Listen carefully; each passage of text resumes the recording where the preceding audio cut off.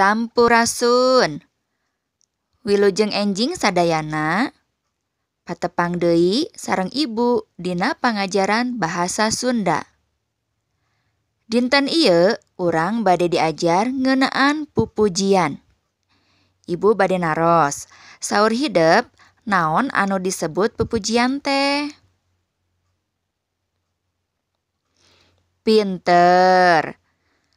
Pupujian mangrupa kelompok puisi Sunda.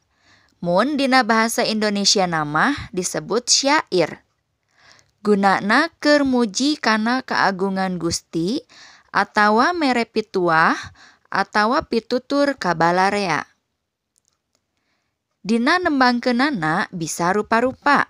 Di antarana dihaleuangkeun cara di tempat ibadah babarengan atawa dikidungkeun.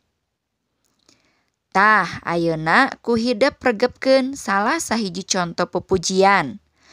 Wilujeng diajar, Gusti Yesus ngaberkahan.